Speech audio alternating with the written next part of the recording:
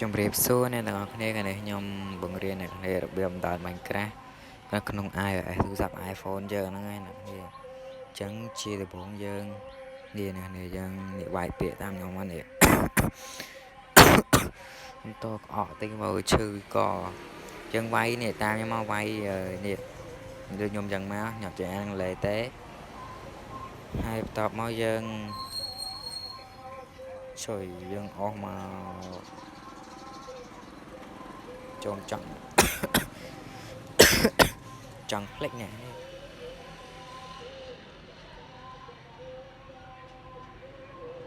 ចំអូលេងឡើយយើងអ្នកបរៀនគេផ្លេចដែរនេះ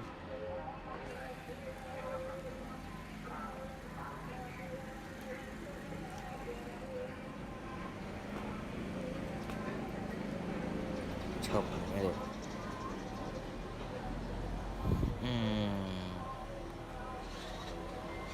ចុចមើលនេះចុចតាមខ្ញុំ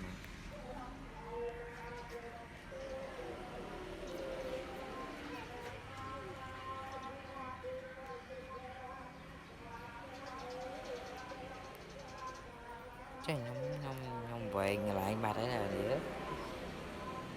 វែងកន្លែងបាត់ដូចនៅណាទេអាMinecraftហ្នឹងណាបងប្អូន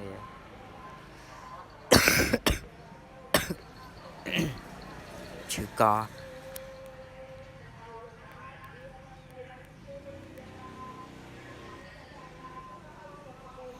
នោះណាឆ្ងល់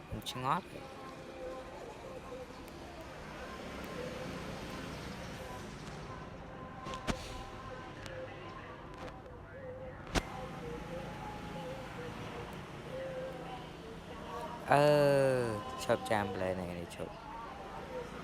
យើងចុចនេះចឹង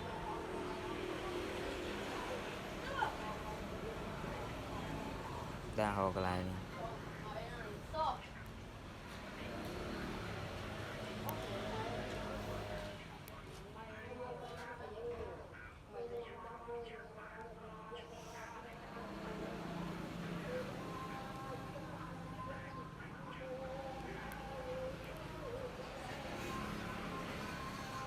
អូធើស៊ី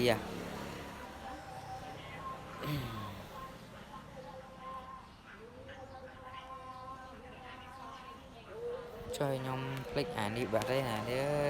អញ្ចឹងមានតែវិធីមួយទៀតណានេះវិធីនេះខ្ញុំមិនដានបានមកហើយនេះឥ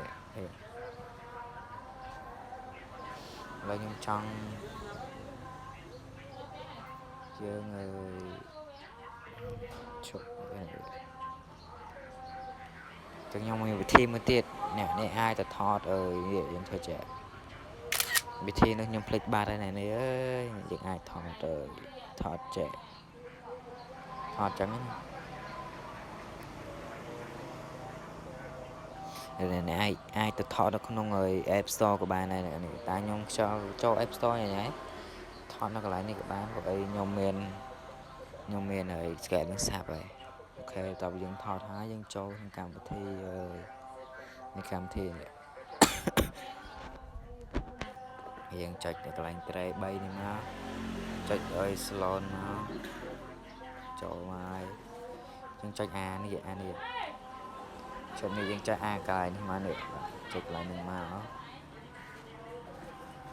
ហើយតើមកយើងចុចនេះ add to home set តបមកយើងវាយពាក្យថា Minecraft Minecraft ហើយទៅពេលយើងចុចកន្លែង photo នេះមកហើយយើងចុចនេះមកនេះបាទអូខេរូប Minecraft ហ្នឹងមកយើងចុច close មកហើយយើងចុចបញ្ចូលនេះចេញមកចុចហើយបានហើយហ្នឹងខ្ញុំសូមបញ្ជាក់អ្នកនេះតម្រូវឲ្យមានកម្មវិធីនេះអ្នកនេះកម្មវិធីឡើងធ្វើបានក្នុង iOS ដល់យើងតម្រូវការឲ្យយើងមានកម្មវិធី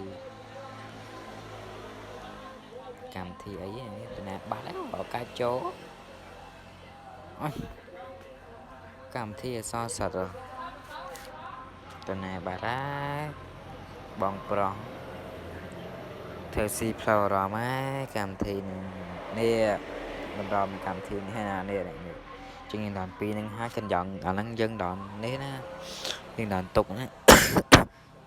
ហ្នឹងហើយយើងកម្មវិធីយើងមិនធ្វើស្អីទេគាត់យើងមិនเคยពាក់ព័ន្ធមកហ្នឹងហើយវីដេអូយើងក៏បញ្ចប់ត្រឹមហ្នឹងហើយបាទហើយមិនក្រាស់យើងដល់បានទេយើងបាយបាយ